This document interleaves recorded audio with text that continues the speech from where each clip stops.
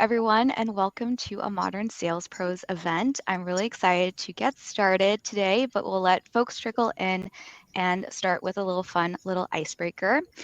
Now, this is a very hot topic, and I'm sure you've heard of the software platform ChatGPT.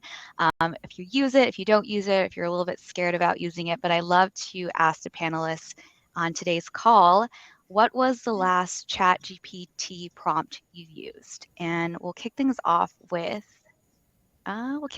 Colin. All right, got to break the ice here.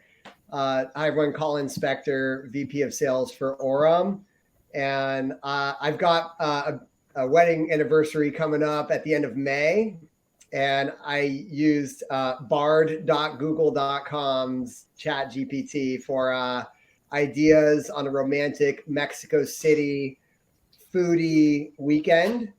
My wife loves Jose Andres, and he's got a great restaurant down there, and as well hasn't been to Mexico City before. So gave me a great itinerary for a long weekend. I have not fully booked all of them yet, so I'll keep everyone posted after the trip, let you know how good of a recommendation engine it was.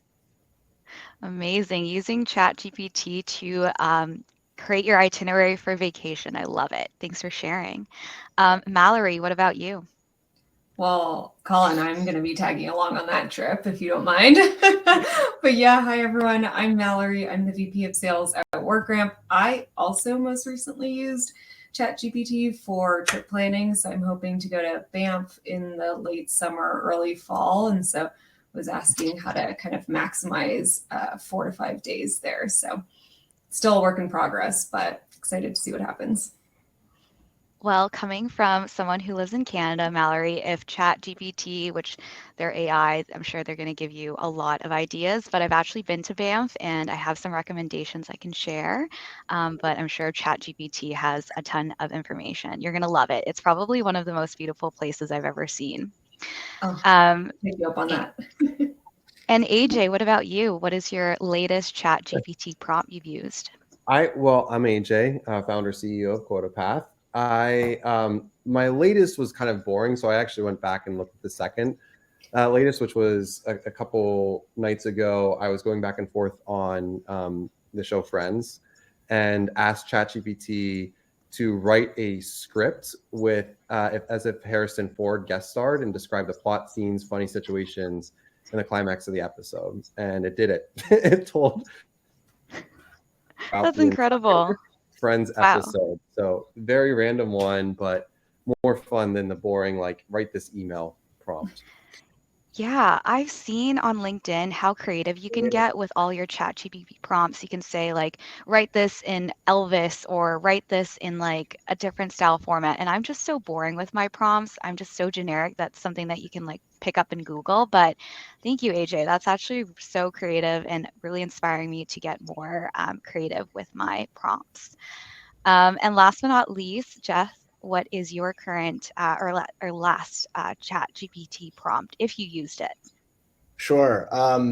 Yeah, I think mine's actually a little embarrassing and I think a lot more lame than everyone else's. But sports betting recently became legal in the state of Massachusetts. And so I asked ChatGPT who was going to score the first basket in the Lakers Grizzlies game last night. And it incorrectly gave me LeBron James. So I would not recommend that you use it for your sports betting for those who were considering doing that. Wow, that is the first I've heard that ChatGPT failed someone. So that's really good to hear. So you heard it here, folks. Don't use it for gambling. Um, well, awesome. Well, thank you for sharing. Before we begin, I'm going to say a few words from the team at Modern Sales Pros.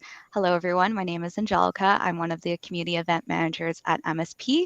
And for those of you who are not familiar, Modern Sales Pros is the world's largest and highest quality community for those in sales management, sales leadership, sales and revenue operations, and enablement, aka our Modern Sales Pros. Our mission is to create an environment for our members to answer questions they struggle to solve on their own and help them to see around corners they may not know about. We do this through live sessions like the one you're at today, an online forum, and our quarterly summits, which we had one last week. and we're starting to get back into in-person events. So if you're not already a part of MSP, you'll be invited to join right after this event. Now, housekeeping. This event format is slightly different than our usual standard events. This event has polls, so we encourage everyone in the audience to please answer the polls as they come up. You'll see that you'll be redirected to the poll function at the top right-hand corner, and we'll show the poll results live with you, and we'll discuss it as a group. So definitely we encourage everyone to please answer the polls as they come up. There's also multiple choice, so if you want to answer more than one, we'd love to hear it.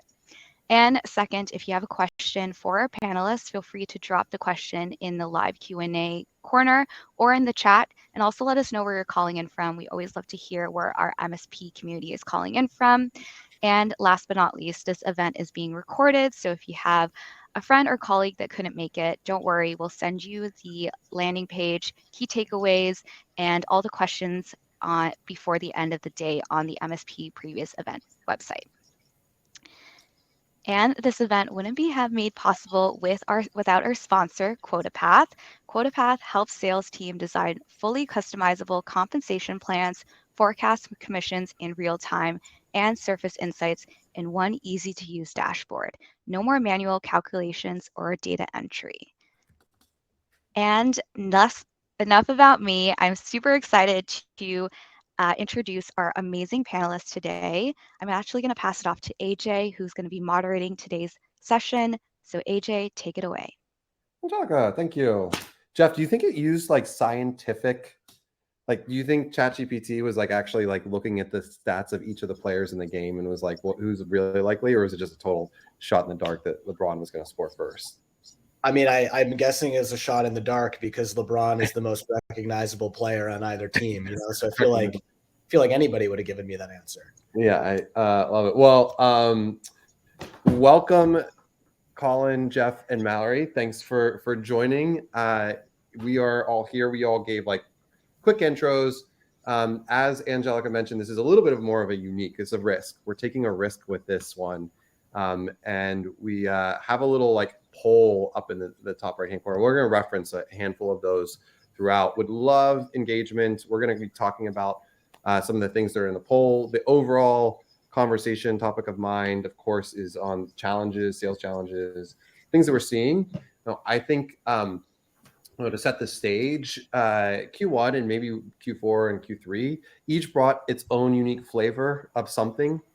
As far as I can tell, every founder or sales leader that I've talked to has said yeah, this was great. This was working really well, but don't look over here. This is totally broken on this side of the house. And so it's really interesting. We have a space to chat through some of those. I think I'll kick this off by just asking about the quarter, Q1, and some of you are still going through Q1 right now. But Jeff, how did Q1 go for you? Yeah, Q1 was good for us. I'm kind of representing, I think, probably the earlier stage companies of everyone here. So I'm working for a Series A startup that's in long enterprise sales cycles, and we're basically trying to chase the magic number where you can scale, and everybody has a different way of thinking about that. But we kind of know what that needs to be quarter over quarter for us, and we were able to exceed that in Q1. I know you haven't got there yet, but we are a fintech, and obviously all this fallout with SVB made things dicey now as we head into Q2, and has created some unique circumstances for us. But we'll probably be crossing that bridge later. Yeah, I think you said the very first thing that I was going to actually ask about is just stage and scale. We're all different stages and scales, and so as we ask questions to each of you all, feel free to talk about your type of sales cycle might be helpful, stage, your size of your team, whatever you think might be worthwhile. Mallory, I saw on the side that there's some other folks. Amanda said that her Q1's not quite over. I know yours isn't quite over yet.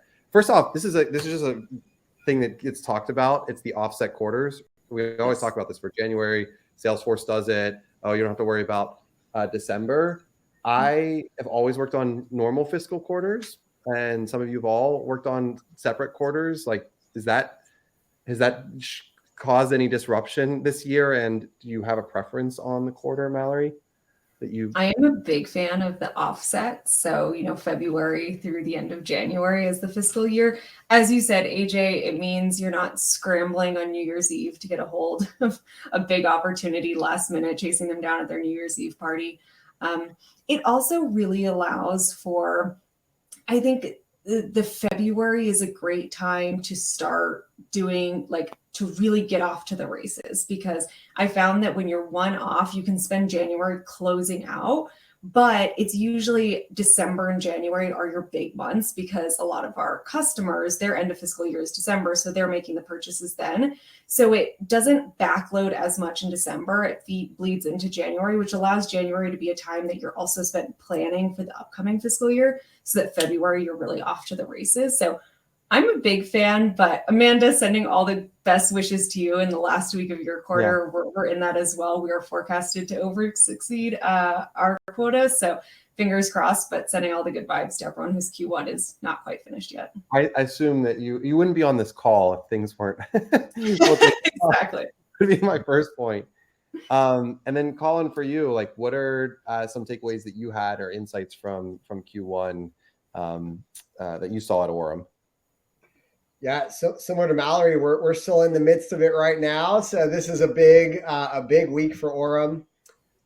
We are pacing towards goal, which is really exciting. So it's a big week here. I love the offset. I worked at Namely prior to this, which is in the payroll space and benefit space, and we were on a calendar year. And there were just so many instances, season over season, where you were working through the holidays trying to chase your number and make it happen. And to Mallory's example, calling people at their New Year's party to hit the DocuSign before midnight.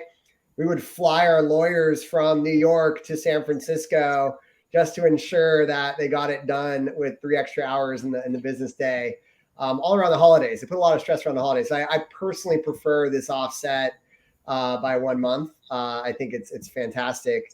So yeah, we're in the midst of it right now. We're a Series B business, so probably just a stage above where Jeff is at.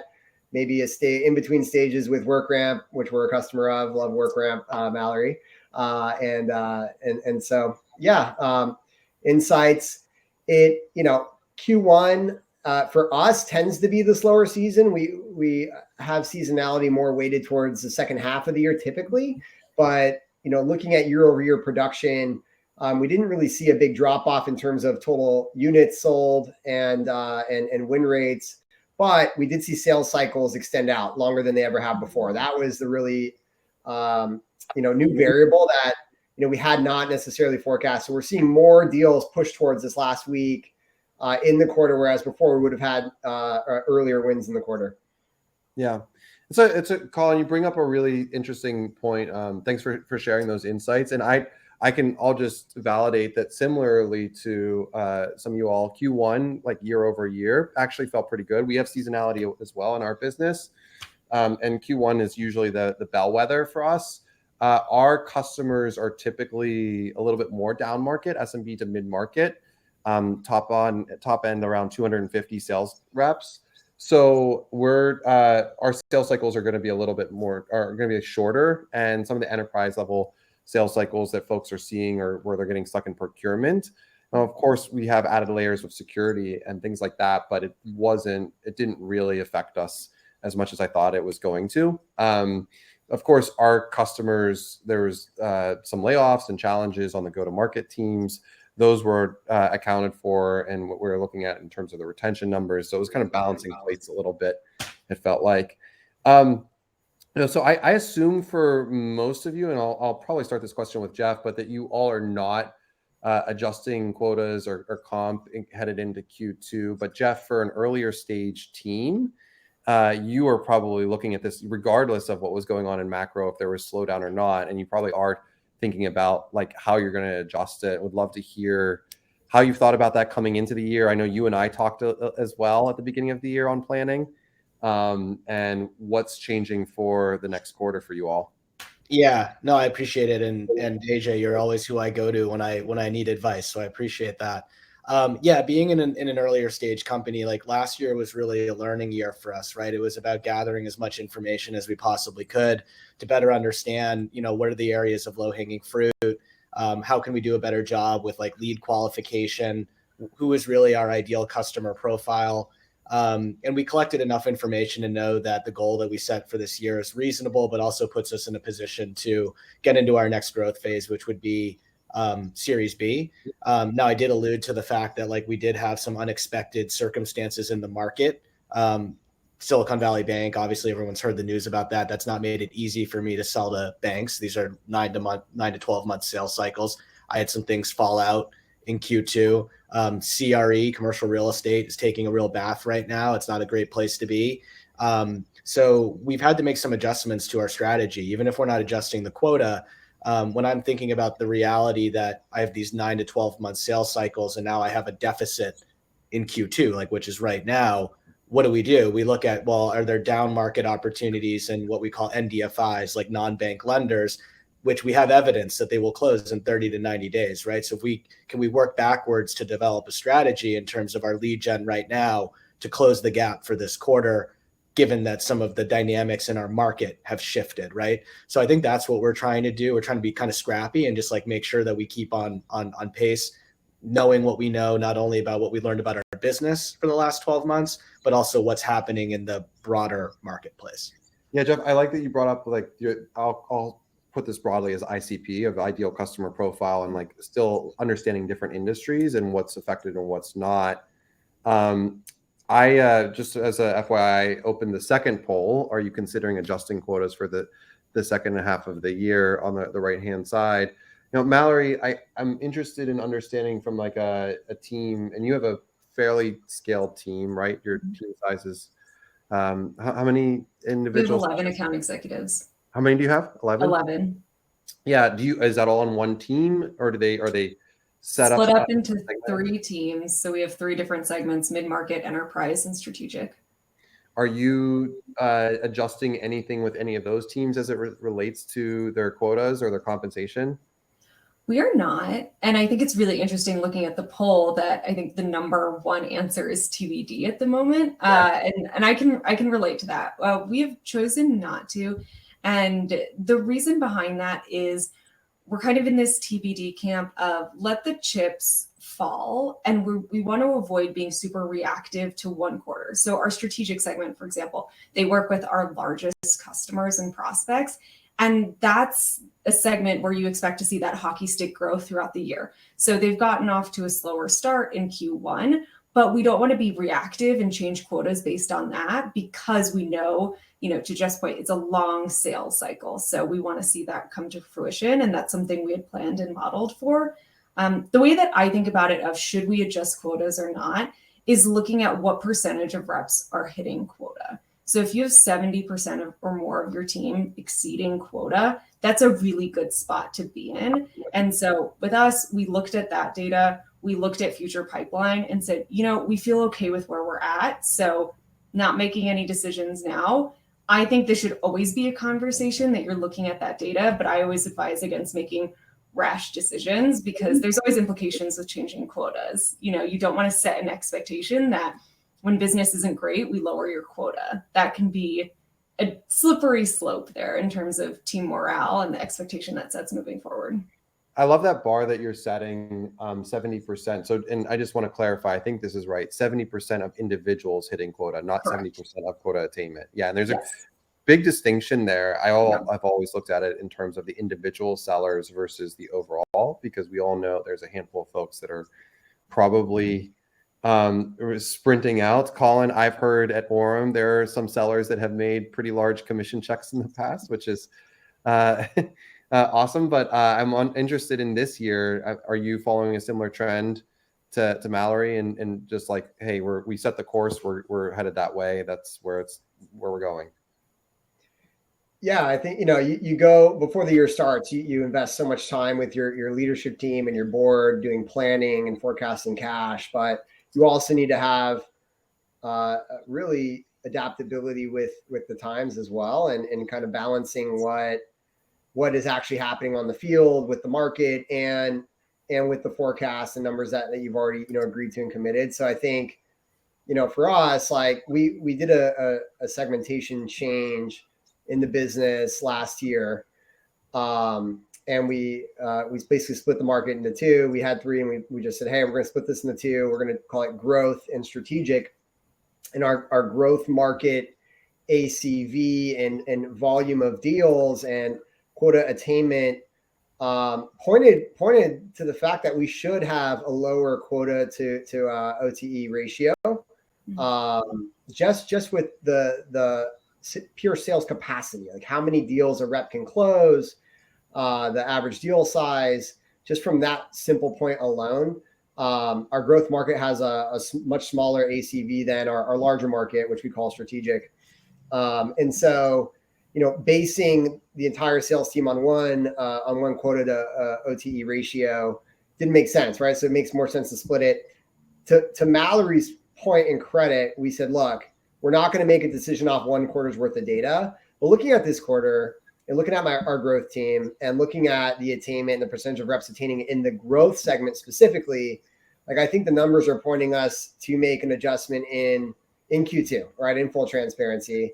You're seeing we're seeing reps hit the right number of deals in that market, but due to ACV being a lower clip than our strategic market, just by pure back of napkin math, it does make more sense from a capacity and performance standard to do something there on the quota OTE ratio. I will say, you have to think holistically, like when you mess with quota capacity on the team, that has a ripple effect, right? It has a ripple effect because you may have forecasted on a certain percentage of attainment of that quota capacity minus attrition, right? Yeah. When you did your modeling.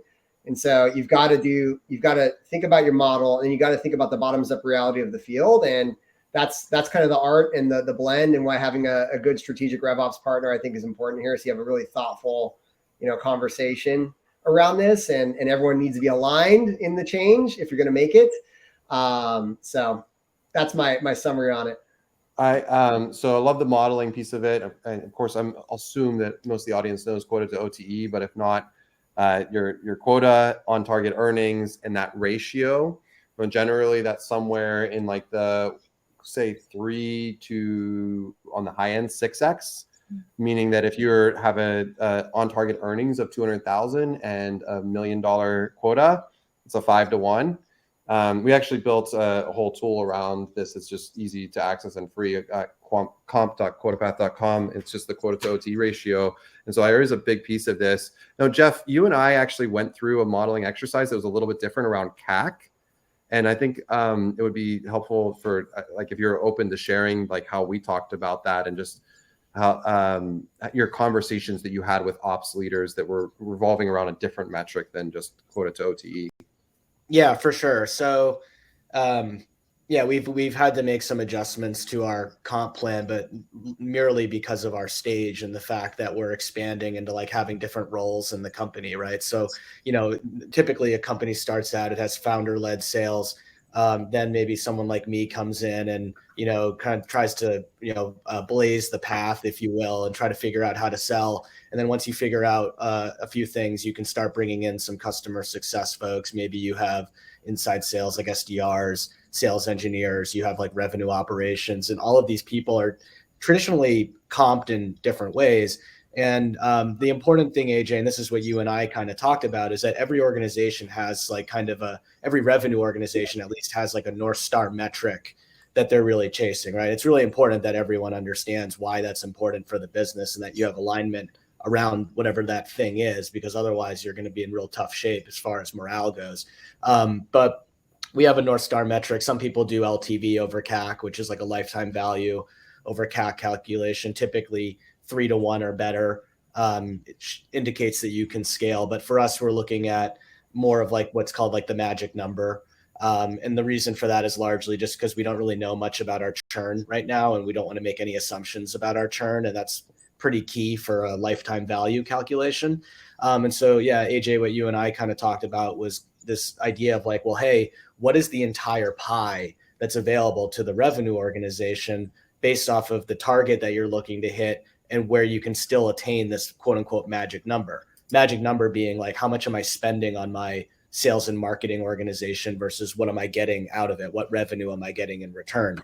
Now, what inevitably happens is the pie kind of gets smaller and smaller as you grow, or at least in terms of like, your salespeople, your early salespeople will probably have a more generous commission plan than your later salespeople, right? This is what attracts people like me to early stage companies.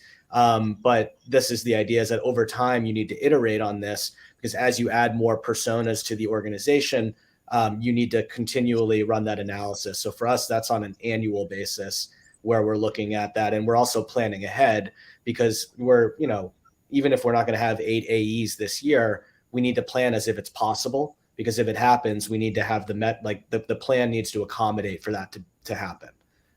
So yeah. Yeah, it's a unique way for sure to look at it. We talk about these like top down, bottom up type of analysis. Now, obviously with the North Star metric, you're giving that, like you said, Jeff, that unified way. It could be a little bit hard for a rep to understand. So I'm going to open up the third question, or maybe it's the fourth question. How are motivating your sellers if quota attainment is down, in terms of different motivational? And Mallory, I think you had some good thoughts on different ways, and there's a whole multi-choice opportunity here for folks to tap into. But we'd love to hear, Mallory, how you're thinking about motivations with either specific sellers, specific teams or segments that might be struggling, and different ways to get them up and running again. Yeah. And I mean, all these options in the poll are great options. I think what's really important is have a good sense of what motivates your sales team. I've been naive enough in the past to assume all sales reps are super motivated by money. For the most part, sure, but that's not the case across the board. So I always suggest leverage tools that your HR team is using. So our HR team does like a pulse survey twice a year. And what we do is we pull out that data by the sales team and really analyze it to help inform us on what actually motivates our sellers. So for example, something that just came out in the pulse survey we did in February was that our team is extremely motivated by team bonding and team competition. And we're a fully remote team. So how can we, if quota attainment is down, how can we leverage that in a way to motivate the team? So we've implemented things like, I'm a big fan of spiffs, right? That touches on the money motivation. But what we've done is we've implemented team-wide spiffs. So it's an all or nothing. And so it's either everyone hits this metric, this number. For us, we're really focused on pipeline creation, so forward looking. So if everyone hits a certain pipe creation metric on the AE team, then everyone gets the spiff. If one person doesn't hit it, no one gets it. And so what that's really created is some team bonding, where each week we'll send out the leaderboard, and you'll see maybe one of your teammates is pacing a little bit behind. And so they'll meet with someone who's over exceeding that metric and collaborate on, hey, like, what are you doing? How can you help me? And so it's really encouraging that knowledge sharing, that team bonding, that team collaboration. And that's something that maybe we wouldn't have thought to do if team bonding hadn't really been something that was really apparent in the HR survey. So leverage things like that. And then as well, I love, encouraging your frontline sales managers, or if you're a frontline manager yourself, having those conversations with each of your reps, at the beginning of the quarter, not assuming that those motivations stay the same all the time, right? People's lives changes and their motivations change. So constantly readdressing that of what motivates you to feel empowered at work, what motivates you to feel like you're seeing success. If people say recognition, what does recognition mean to you? Because that means a lot of different things. So that's kind of how we've been thinking about it. I love that you were able to identify that from the survey standpoint and like kind of take action on it. It's just very clear and concise. Colin, anything on your teams that you're able to identify in a similar manner? Yeah, I think, well, there's this old quote by Charlie Munger, right? I'll give the credit there. Show me the incentive and I'll show you the outcome. Yeah. And I've always been a firm 100% believer that incentives drive behavior. And so if finance is like cash flow, we want more cash up front. Okay, let's put a kicker around annual payments. We don't want all the deals coming in the last week of the quarter. Okay, well, let's put an accelerator for deals that close in month 1 of the quarter. Incentives drive behavior. Time and time again, when we put the carrots there, the performance and the behavior follows time and time again. So we notice a pipeline gap going into this quarter. So at the end of last quarter, we ran a contest called Call Wars. And we broke off the team into different pods between AEs and SDRs, mixed people up, had some great collaboration, Star Wars themed, Call Wars, and the pods had to battle for most meetings booked, most conversations. There were a couple fun categories of like best turnaround on a cold call, worst rejection on a cold call. And so you want to have fun, you want to have games. I have to give credit to my team. Like we really just empower the managers, and the managers then even empower the reps to kind of come up with creative games and ideas. Like our SDR team came up with SDR bingo, and now they're doing a like a derby, like a horse derby themed competition right now, and people are playing different horses and betting on certain points to win. And so you know, salespeople love games. Like we're like the athletes of the business world, and we love to play games. We're competitive generally. And so, yeah, have some fun with it. Make sure you're putting the incentives in the areas that you want to drive change for your business, and, you know, keep it simple. That's always worked in my experience. I love the game one. It reminds me of sales acceleration for me. We were talking Trendkite a little bit earlier, Colin. So I founded and ran a sales team of a company called Trendkite. It was about 150 sellers at one point. But my favorite game or spiff was we had a board, and at the end of the day, you could go write a new opportunity up on that board, and you had like, I don't remember, we'll call it a pool of like 100 chips. So throughout the quarter, you had 100 chips, and you could write down, you could always have like 5 to 10 opportunities on this board underneath your name, and you could put the chips up. If the deal closed, you got like 5x the number of chips. If the deal didn't close, you lost 10x the number of chips on the deal not closing.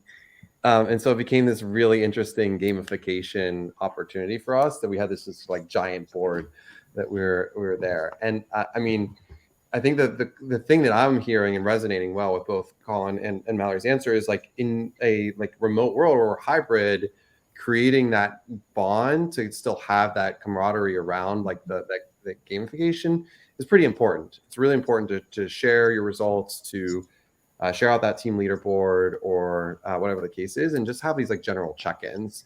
I'm looking at the poll question, and it said, how are you motivating your sellers if quota attainment is down? Right now, personalized coaching is the number one, and that's like kind of the aha da obvious one. But I guess the question is like, if you're having a down quarter, you're in a remote work, like how do you break that, you know, the over video type of culture where it doesn't feel as personalized? More of a general question. If anyone of the three have like a good answer to that, I'll open up to you all. I feel like you're giving me a layup here, because we just came out with the Orem sales floor. There so you if go. you have a team, an AE team that prospects, and they want to do it together in a fun, gamified, exciting place, we've created a virtual world, a virtual sales floor for reps to cold call together, prospect together. You could put gamification and bounties up in the room. It's awesome. So it's most fun I've had cold calling in a long time since being back in an office. So if you're a hybrid or remote team, check it out. We planned that. Gave you that layup. Yes. Mallory, how about for yourself on like a one-on-one time with your team? Yeah, so I think that I love that is such a high scoring answer on the poll, is like that one-on-one coaching and personalized coaching and development. And I think for this, really what we've tried to do in this virtual world is figure out how can you get exposure to different voices, to different opinions within the company. So oftentimes we look at the managers to provide that personalized coaching. That's wonderful, and they're doing it a lot. But I found that what really resonates with reps recently is getting coaching from other parts of the business. So whether that is meeting with a manager in a different department, if they're interested in moving into management, right? You know, management, there's challenges and great things about it that an engineering manager can relate to a salesperson who wants to go into management there. So just exposing them to different voices within the company where you're trying to mimic that water cooler environment or that lunch table, right? How many of us have worked at companies where you all sat and you ate lunch at these picnic tables together, and you got exposure to different people in the organization that you might not hear from. And sometimes your manager can tell you something 10 times, but someone else tells it to you, and that's when it clicks, right? And so being able to expose our sales reps to other people within the company, I think has been really helpful for that personalized coaching. Even hiring outside coaches, actually, the way that I became very familiar with WorkRamp is I was a mentor for one of the sales managers there for 6 months before I actually joined the team. And I was compensated for that. And that was something WorkRamp invested in that manager's development and said, we're going to bring in an outside coach or mentor for you to really work with you. And I think that there is huge power in that when you think about personalized coaching.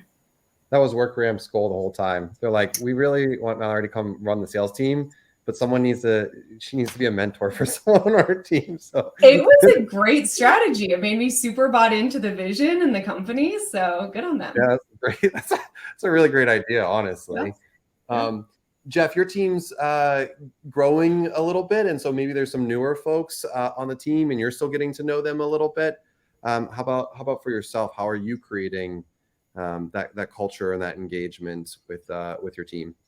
Yeah, for sure. I mean, so it might sound a little cheesy, but I'm a big believer in understanding the why for everybody. And I want to know the real why, right? I don't want them to come and tell me that, they came out of the womb with the goal of, working for me at my software company or something, because we just know that's not true, right?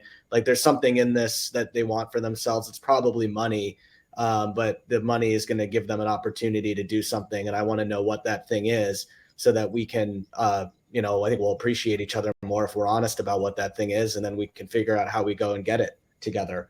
A couple other things I'd say, like Mallory brought up this great point earlier about this HR style, a way of, just asking people what they want more or less, which sounds very simple, but it, for some it seems complicated. There's this idea of like having an exit interview, but we very rarely talk about a stay interview. How many times have you proactively gone to your team and asked them, what are the things that you need to see happening here in order to stay? And it could be simple. It could just be, I just need things to keep going how it's going. But you want to know the answer to that question if you want to keep people happy, and they'll appreciate that you asked. The last thing too, we talk about compensation and all these different ways that you can differentiate yourself from other software companies people can go work for. How can you incentivize people? Something that's, I think, actually kind of rarely discussed is a professional development stipend. Mallory was, in this case, someone in the business wanted to invest in someone and hired her to come in, which is great. It's a signal to that individual that you care about them getting better, not just for their own sake in the business, but for like their entire career beyond the life at that business. And I think when you, even if it's a small amount that you're giving people, just the mere principle that you offer it shows people something that they might not see from other companies they can go work for. So even if it's a $500 stipend, $1,000 annual stipend that allows them to buy some books or go to like a conference or something, that stuff goes, I think, a long way. That's great. I totally agree. Professional development. I think it actually ties to the next poll question. Interestingly enough, Jeff, because I'm going to share one on our side, but what wins did your team experience in Q1? We'll open that. I'll kick us off. We had increased win rates, increased number, our ICP pipeline, and increased win rates in our ICP pipeline. So that was one that we came into the quarter really honing in and focusing. We saw a drop off in Q3 and Q4 on our team in just our win rates. And Graham Collins, who I've worked with for 7-8 years, wasn't quite out of the womb, Jeff, working for me, but maybe a little closer to that. And there's a lot of people I've worked with for a long time. Graham and I like looked at the team and said, like, how can we invest in the development of the team? We brought on a really strong product marketer who's reinvented our demo process and thinking about how our differentiators can stand out a little bit better. Our team is very comfortable for pitching sales teams and sales leaders, but in the world where finance and RevOps leaders are very close. Well, I say finance is closed in on comp quite a bit. making sure that we were feeling comfortable around that. So something we identified and went just really strong to the hoop. If anyone out in the audience has their own, go to the poll section and you can select there. Does anyone have a win that they want to share with this group? Yeah, I mean, for us, it was diversifying where our revenue is coming from. And so at WorkRamp, we have employee learning solutions. So we're a learning management system. And so we have one product that is for internal employee learning. And then we have another product that's for external learners. So example, like for your customers to actually learn about your product in your company, and it works for the partner use case too. So really diversifying the revenue to make sure we're having a more even split between our employee learning cloud and our customer learning cloud. And then also what we've added to the mix, I forget who said this, but it's like Colin, I think it was you, of make sure you're incentivizing and building your comp plans around what you want to incentivize. We also sell professional services through implementation and also consulting services. And for us, that's non-recurring revenue. And we actually this year, for the first time, built that into the reps quota. So you have to meet that. And sure enough, what happened? That number increased. We started selling more professional services. So I think that's a big win for us in Q1, is seeing that, you don't want to put all your eggs in one basket. So diversifying our revenue across services and multiple products has been a big win. Go ahead, Jeff. I was going to say, I would echo that. Like for us, not only did we get like our biggest win, and I mean, it's all relative. We're pretty early. So like each subsequent one is like the biggest one, but we got like our biggest win in company history. But to Mallory's point, we also had explored this down market opportunity with the non-bank lenders. We got our first customer in that bucket as well. And I think at least started the validation process that we could like diversify and have these two different sales processes, which is obviously, pretty critical for growth. And I think the other thing for us was just establishing a pipeline with that awaited, when weighted, would enable us to reach the goals that we need to reach for this year. I'd say we're probably the two big wins for us. Yeah. We're either tired of the polls or no one had wins in Q1, which actually could be kind of true. I guess that leads to a follow-up question here. There's like we're sharing wins and we're joining this conversation, but we've all been there in quarters where there haven't been like a lot of wins. And I guess in those periods of time, what do we do as leaders to either work with the executive team, maybe the board even? Like what kind of conversations are happening during those times where things are feeling challenged, and maybe even the CEO, who's usually the eternal optimist, delusionally optimistic, is starting to feel like, oh boy, this is challenging. How do you all handle some of those challenges and tribulations as leaders? Yeah, I think for us, the way that I always like to look at it is break it down into small, actionable next steps. So for us, what we did is we said, what are the 2 things we want to solve for? If you have a list of 5, you're not going to do them. So pick 1 or 2. And for us, it was pipeline acceleration and pipeline generation. Okay, those are very big, broad topics, so easier said than done. So for there, Lori Jimenez, she's our CRO, and she's just done an incredible job of challenging the team with this, is let's do 4-week sprints. For each of those 2 topics, we're going to do 4-week sprints of trying something new and then measure the success of that. So it makes it more palpable. It makes it more digestible in terms of the changes you're making. And it also allows you to iterate quickly if something's not working. But I found that oftentimes you get in these meetings and everyone's brainstorming, here's how we're going to accelerate pipeline. Here's how we're going to create more pipeline. And there's so many good ideas, but then everyone leaves and they're like, where do we start? Right. And so really identifying, okay, for those topics, what's one thing we're going to do for 4 weeks, and let's all rally behind that. And because you need that synergy, you need that alignment, or else it's not going to happen. So that's what we found to be really successful. Love that. We're going to open the next poll, which is how to get creative in Q1 to boost sales, because it ties to this. So Mallory, what I'll say to that, what we've done and are actually doing is created a growth council. And that growth council is the executive team. And so it's actually a broader team of like running those experiments. We do them in 30-day sprints as well.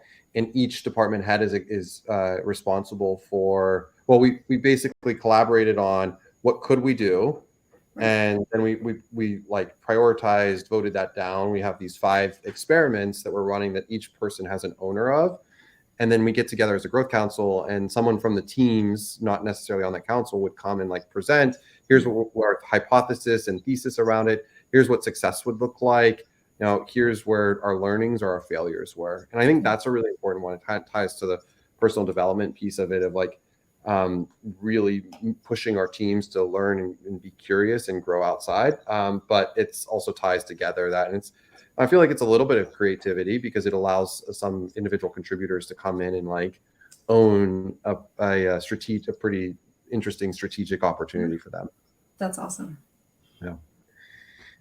Jeff or Colin, anything that you guys think about in getting creative in to boost in a quarter that might be like, let's say we're in Q2 and we're through month 1 and we're like, ooh, we're trending at 6% right now. What are you doing in those cases?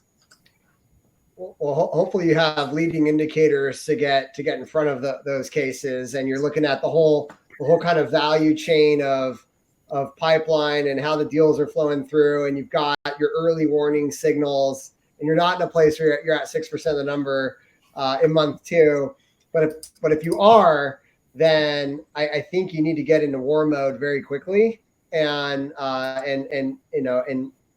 be in constant communication with your executive team, with your board, with your partners in marketing, and understand, what changed from last quarter to this quarter. Did something change in our equation that normally drives deals and revenue and upsell and certain types of deals? Like you have to really understand the equation and the holistic model and the holistic view. Like, did we change something on our Google ad spend? Did we change something on our SDR comp plan and activities? Are we no longer selling to current customers this new product that we previously were banking on it to sell? I think the better holistic picture you have, the easier it is to then pull on levers, right? So I'd say like step 1 is like really figure out your value chain of the whole picture. And then when you know what each thing is, like if it's because ASP is dropping and your win rate per deal because of a lower ASP is still not getting you there, then maybe you need to put an incentive around discounting or increasing ASP. And so again, it really, to simplify it, goes down to incentives, driving behavior. And I think like in the case of our growth market, right, we saw our ASP go down between $5,000 and $10,000. But in that market, we did the math of sales based upon the number of logos you would need to get to quota, right? And now saying, hey, reps even at that number because of that drop still weren't quite getting there at the attainment that we'd want them to. And so now it's like, okay, how can we keep the ASP up in that market? Is it simply a matter of the macroeconomic? Is it people are buying less seats? Are they buying, or are reps discounting? So you have to look at what is actually happening. Is it they're consuming less of the product, or is the rep discounting, too much? If the rep's discounting too much, then we can put an incentive around maintaining a price premium, right? Or you don't get full commission if you go below a certain, discount percentage. Just as an example, if they're not consuming enough of the product, can we put a lever around driving up product usage and engagement? So I think like just the better picture you have of your business, the easier it is to put simple incentives. Oftentimes we don't have a full picture and you're throwing darts at the dartboard and you might miss. You might put an incentive on the wrong lever, but if you don't see the whole picture, you might actually not hit. You're shooting from the hip in that case, and you may not actually get the benefit you're looking for. So, yeah, Colin, I love how you're bringing data to the table and really thinking about it. There's lots of those proof points. I guess the question is, if you don't have years of data, and Jeff was talking about the magic number and like a little bit earlier, like you're not going to have all of those leading indicators because you don't know what you don't know, right? So if you're coming into like a brand new situation and you're doing like a 30, 60, 90 and you're trying to get this data, what are some of the just basic, and Jeff, I'll start with you on this one, just like basic things that you're looking for on your teams, and you're just like, I have to get this information to start with, or like the rest just falls apart. I need a baseline on these things. Yeah, no, so I probably have the least amount of data to work with of the four of us, right? So that's been a challenge, I think, is like we've had to learn as we go.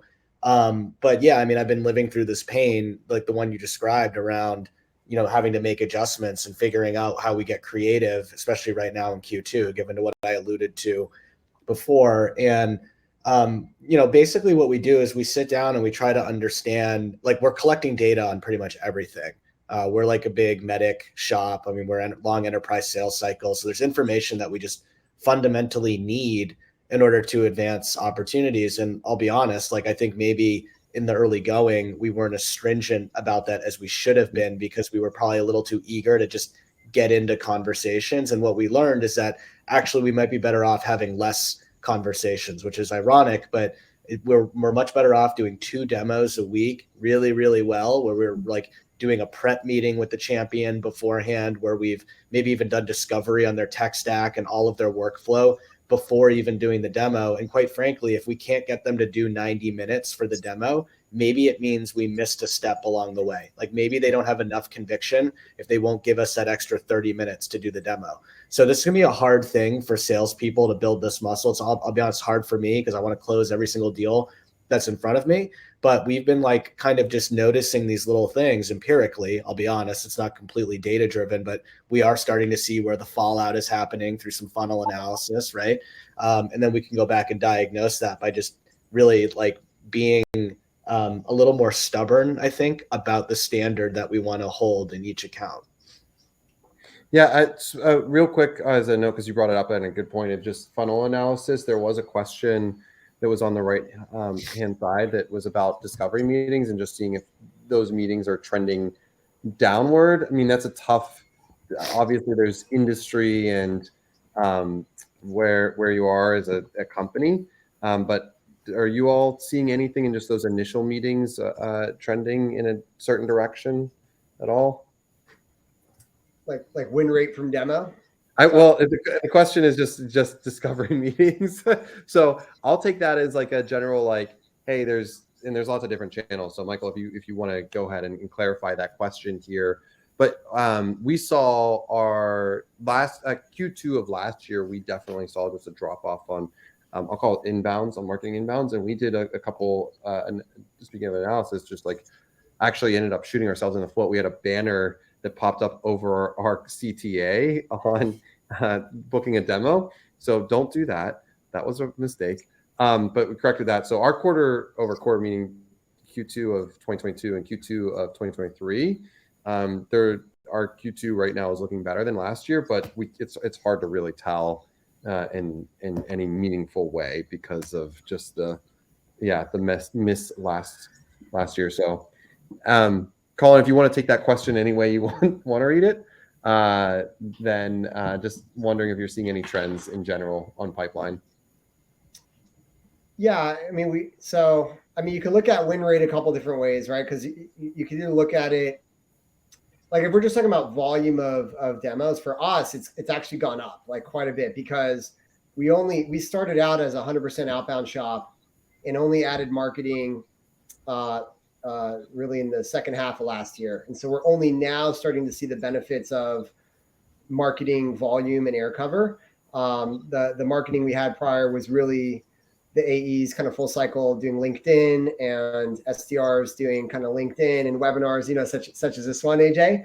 And so now we actually have marketing team contributing to, Google ad spend and SEO and brand, all of which can help reduce CAC and make life easier for sales and getting deals done. And so that said, I think because that denominator of volume of demos has kind of ballooned for us in a way, like we've gotten so many, you now need to create the mechanisms for scoring and sifting through them and creating a cohort look at like what are the demos that actually qualify that we want to count the win rate against, right? Because if you count every single person that came into your store as like a potential, it could make the win rate look atrocious in that case. But, sifting through it, like, all right, just of the qualified demos that came in, what does the win rate look like?